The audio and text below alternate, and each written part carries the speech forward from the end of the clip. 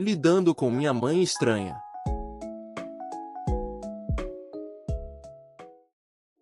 Para começar, eu amo minha mãe e ela sempre demonstrou amor por mim.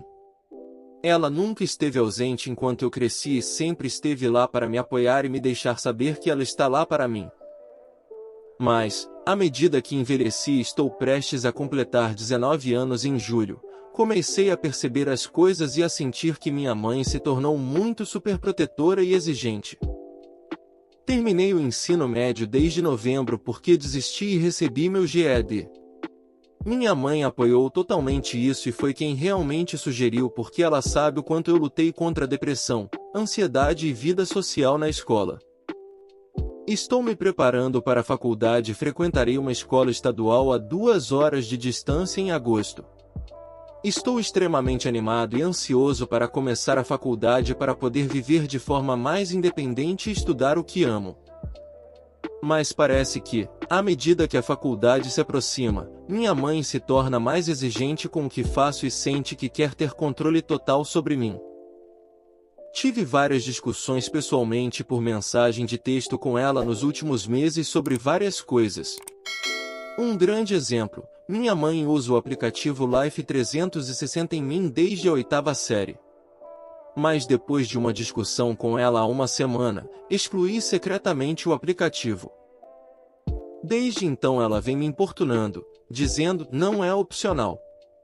Ela me disse que não posso ficar sem o aplicativo e até disse quando você está indo para a faculdade a 2 horas de distância, é ainda mais importante para mim poder ver o que você está fazendo e onde está. Isso realmente me desconcertou e me fez sentir como se ela não confiasse em mim.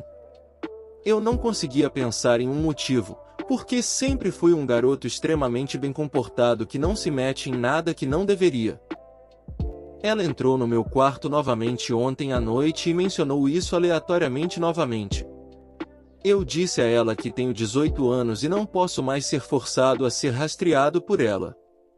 Eu disse a ela que, se precisar dela, ainda posso ligar ou enviar uma mensagem de texto. Ela começou a me dizer que suas amigas têm filhos no aplicativo e eu disse que era loucura. Os filhos de sua amiga têm 18 e 22 anos. Então ela começou a me dizer que era uma questão de segurança, mas mesmo que fosse, não acho que o Life 360 deveria ser uma coisa forçada. Não conheço ninguém da minha idade que tenha seus pais os observando em um aplicativo que rastreia cada movimento seu. Sinto que estou ficando louco tentando me defender e tentando colocar na cabeça dela que não tenho mais 13 anos. Quando me defendo, ela pergunta por que sou tão má com ela e diz que meu irmão não a tratou assim. Isso porque meu irmão não foi rastreado e não foi julgado por fazer coisas nas quais está interessado. Não sei o que fazer. Não ter contato com o lado paterno da família. Então eu, 23, tenho um relacionamento complicado com meus pais, para dizer o mínimo. Meu pai, 55, causou muitos problemas ao longo dos anos, desde ser convidado para jantar para conhecer sua amante antes de seu casamento com minha madrasta até ser um narcisista simples e me dizer que me cortaria se eu ainda me sentisse chateado com o trauma que ele me causou enquanto crescia. A lista poderia continuar, mas recentemente me mudei para o exterior e minha mãe quer que mantenhamos contato, então ela me disse para convidá-lo para uma visita. Inicialmente, hesitei, mas foram apenas alguns dias. O que poderia dar errado? Levei-o a um bar e comecei a conversar, mas ele começou a beber muito mais do que eu pensava, 2,5 garrafas de vinho. Eu o levei para tomar um pouco de ar, mas por acaso vimos um pôster de 2 homens se beijando. Ele gritou como era nojento, ele literalmente disse "eca" como uma criança e fingiu engasgar com isso. Pedi a ele para não ser tão barulhento e parar de ser tão infantil, mas ele se orgulha de sua criação e expressará suas opiniões sobre como a homossexualidade é um pecado. Sou bissexual e fiquei muito ofendido com isso, pois mantive distância de deixá-lo saber minha orientação sexual, pois ele é homofóbico, o lado da minha mãe sabe, mas desde que meu pai foi pego traindo, ele voltou sua vida para Deus. Ele fez isso para deixar sua esposa feliz, pois ela não confiava nele depois de descobrir seu caso. Sua esposa é incrivelmente homofóbica também. Eu não podia deixar isso passar, e isso ficou em minha mente o tempo todo que ele esteve comigo. Depois que ele foi para casa, enviei uma mensagem para ele para falar sobre como me sentia e se era possível recusar comentários homofóbicos, especialmente em público. Isso se tornou uma briga enorme e eu finalmente disse a ele que era bissexual. Ele me chamou de abominação e depois citou a Bíblia. Eu não sou uma pessoa de confronto, então pedi para ele parar, mas ele continuou, pois disse que era seu direito fazer tais comentários e que ele poderia dizer o que quisesse perto de mim. Ele falou sobre todos os eventos históricos durante a escravidão e como isso ainda afetou a ele e ao povo de nosso país. Na escravidão, os escravizadores forçavam os homens a se beijarem e fazerem atos sexuais uns contra os outros contra sua vontade. É comum ser homofóbico em nosso país de origem, e alguns são mortos se descobertos. Eu disse a ele que entendia isso, mas não tinha nada a ver com essa situação porque já era muito tempo, e deveríamos seguir em frente, somos negros. Ele então discutiu nossa discussão com minha avó, e eu chamei ele e sua esposa de homofóbicos. A desculpa dele era que ela estava sozinha e precisava ouvir o quanto eu estava falando mal com meu pai. Alguma história de fundo para minha avó: meu pai a usou para ganhar dinheiro por anos, e seu marido morreu recentemente, então ela está sozinha em casa. Mesmo morando no exterior, faço check-in e ligo para ela para ter certeza de que ela está bem e peço à minha mãe, embora ela tenha se divorciado do meu pai, para ajudar com as compras e sentar com ela. Meu pai saiu para me visitar no aniversário dela, o que eu não sabia, e pedi para minha mãe fazer algo porque ela estava sozinha. Depois que o marido dela morreu, ela teria passado o Natal sozinha até que eu disse ao meu pai para levá-la para a casa dele. Eu tive um relacionamento muito próximo até que ela se envolveu comigo e com meu pai. Como meu pai me enviou uma captura de tela dizendo que ela estava chateada por eu ter chamado meu pai de homofóbico, ela estava cansada do meu comportamento e eu estava constantemente saindo da linha e deveria ser colocado em meu lugar. Isso tudo era novidade para mim, pois ela não havia falado nada disso para mim. Fiquei magoado porque me esforcei muito para ter certeza de que ela estava bem, mas quando se tratava de manter algo ruim sobre mim, foi feito tão rapidamente.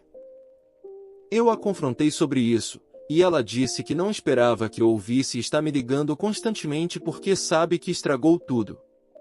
Costumo ligar para ela 1 ou 2 vezes por semana, mas isso aconteceu no mês passado e não falei com nenhum deles desde então.